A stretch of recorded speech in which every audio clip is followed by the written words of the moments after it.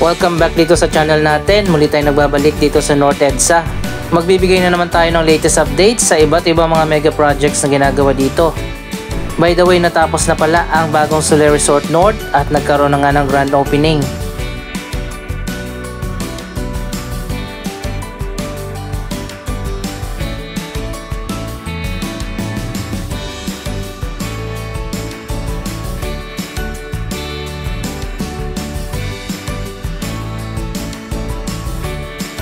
Pwede na kayong magstay at bisitahin ang pinakabagong integrated hotel resort and casino dito sa Quezon City.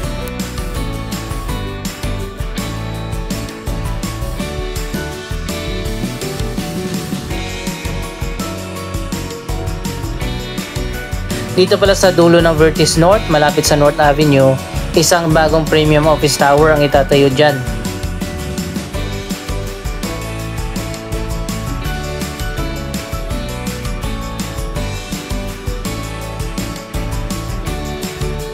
Abangan din natin ang major redevelopment ng Trinoma.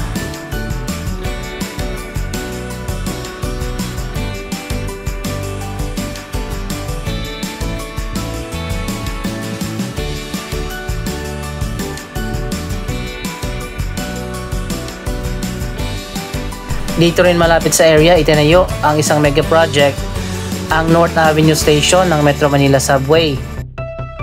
Ongoing na ang construction sa bagong subway station simula pa noong nakaraang taon.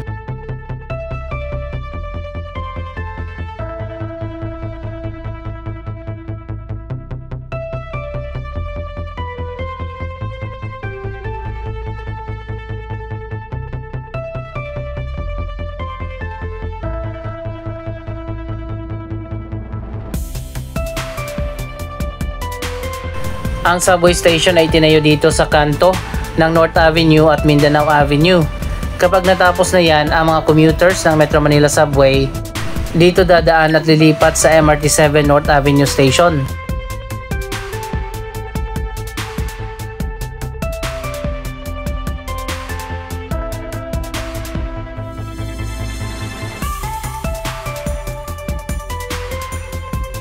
So ayan guys, medyo malapit lang naman yung lalakarin ng mga commuters mula sa subway station papunta dito sa MRT7 North Avenue Station. Kung magkakaroon ng elevated na walkway na magkoconnect sa dalawang station, mas okay.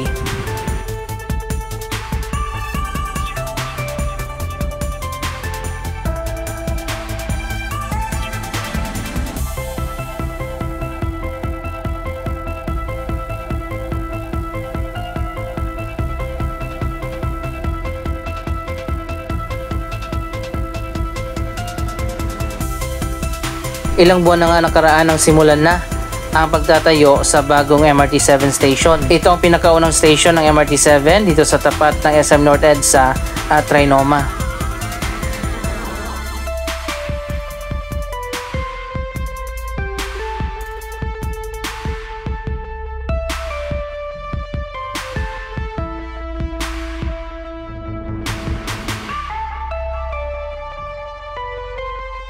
Mapapansin din natin na mababa lang ang vertical clearance ng North Avenue Station, nasa 5 meters lang.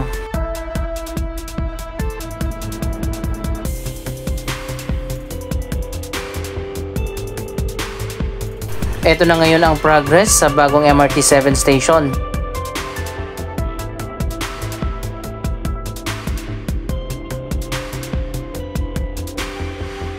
Ayon pa sa huling update ng San Miguel Corporation, nasa 70% na ang natapos sa MRT7 project. Nakatakda naman na magiging partially operational ang MRT7 sa last quarter ng 2025.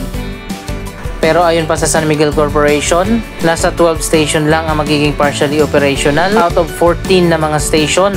Dahil nga yung dalawang station ay meron pang problema sa right of way kaya hindi pa masisimulan.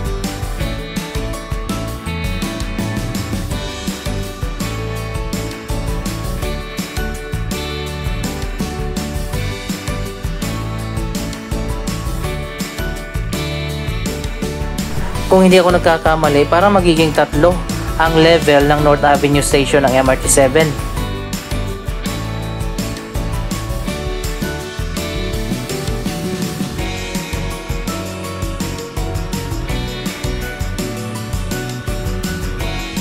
Ang elevated walkway naman na nagko-connect sa MRT7 papunta sa common station, may mga hagdanan na.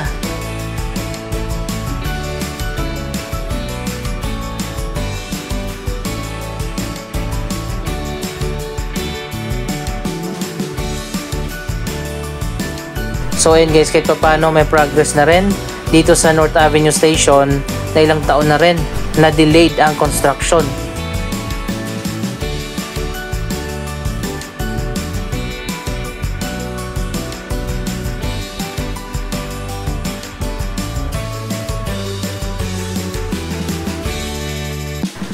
Mahaba ang mga station ng MRT7 at ito yung kabilang dulo na sinisimulan na rin ngayon malapit na sa Sky Garden ng SM North EDSA.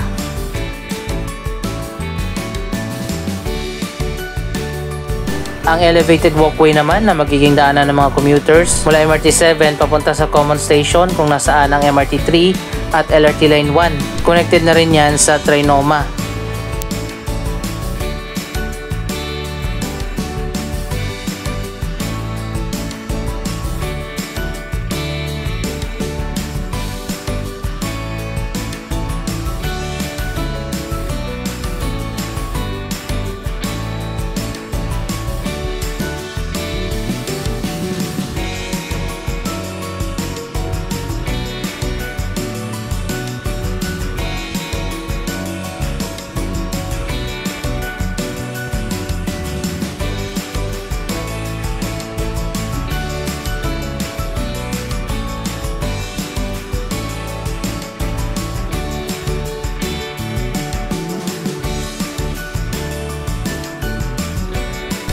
Ito naman yung kasalukuyang dulo ng MRT7 pero magkakaroon pa yan ng extension papunta doon sa West Avenue na magiging turnback guideway ng mga tren.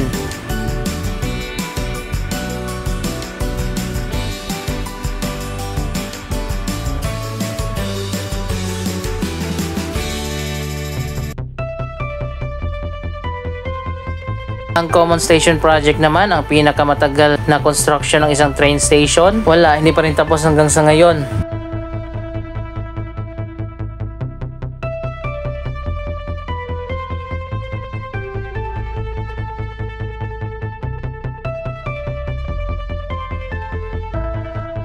Paano matatapos ang proyektong ito ay walang gumagawa?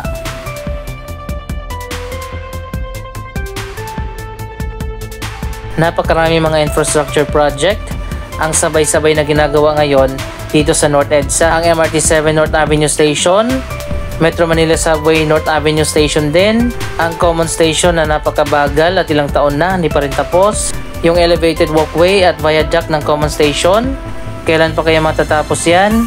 Ang turnback guideway ng MRT7 papunta sa West Avenue, nasisimulan pa lang. At ngayon isa pang bagong project ang itatayo dito sa North EDSA, ang bagong EDSA Carousel Station na itatayo sa tapat ng SM North EDSA. Ilang taon pa na magiging ganito ang sitwasyon dito sa North Avenue at EDSA.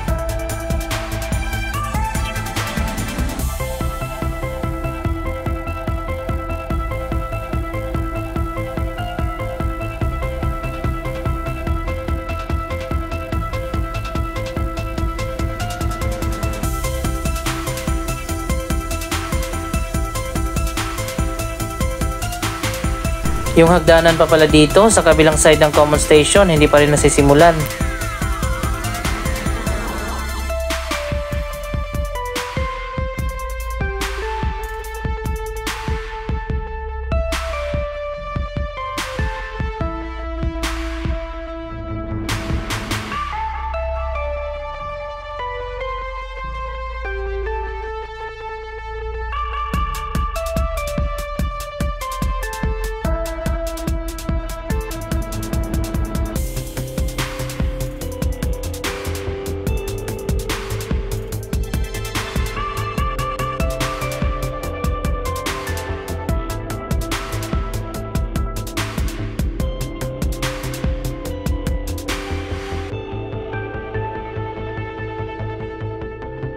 Dito naman tayo sa West Avenue.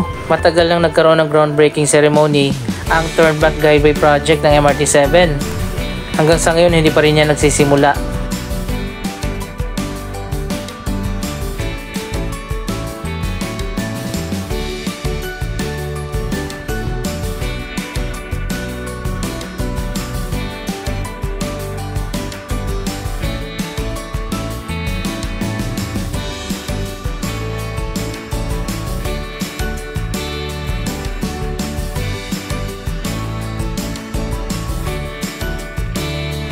Hindi pa nga natatapos ang elevated viaduct na dadaanan ng mga tren ng LRT Line 1 papunta sa common station. Ito yung pinakadulo na segment na i-connect doon pero hindi pa inilagay. Ilang taon na rin na nakatambay ito.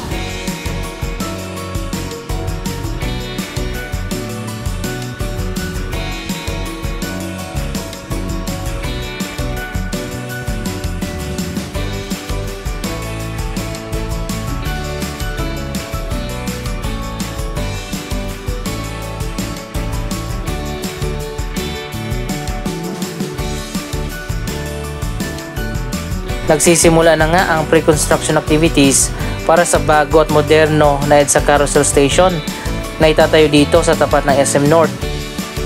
Tinanggal na nga yung footbridge dito na nagko-connect sa SM North papunta dyan sa Emerson Building dahil papalitan na ngayon ng mas moderno na walkway na gagamitin ng bagong EDSA Carousel Station.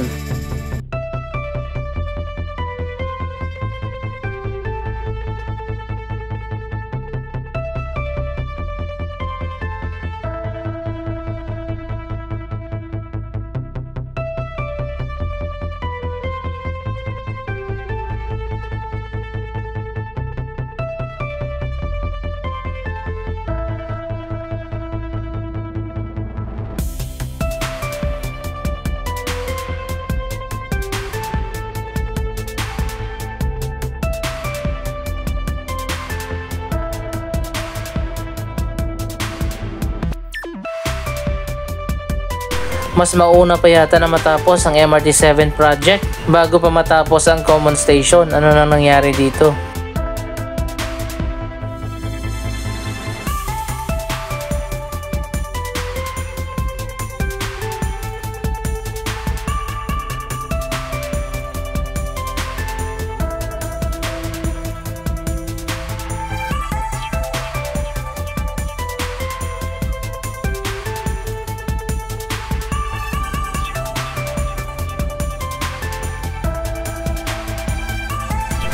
So ayun guys, lumihis na nga dito yung bagong elevated viaduct na dadaanan ng mga tren ng LRT Line 1 mula dun sa pinakadulong station.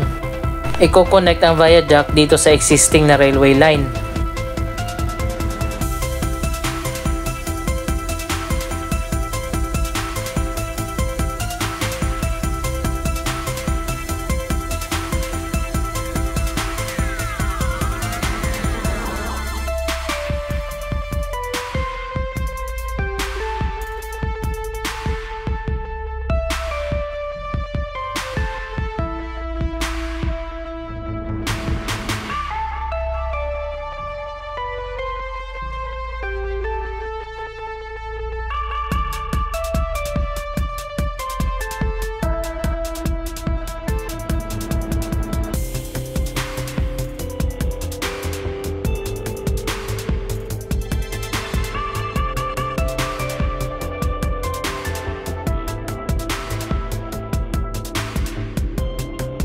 Sa tingin nyo, kailan kayo matatapos ang Common Station Project?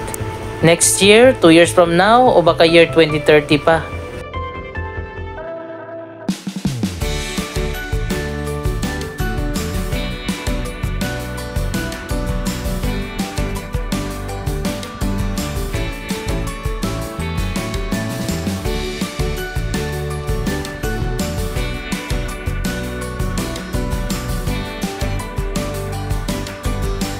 So ayun guys, dito i-connect yung bagong elevated walkway papunta dyan sa gitna sa bagong ginagawa na station ng EDSA Carousel.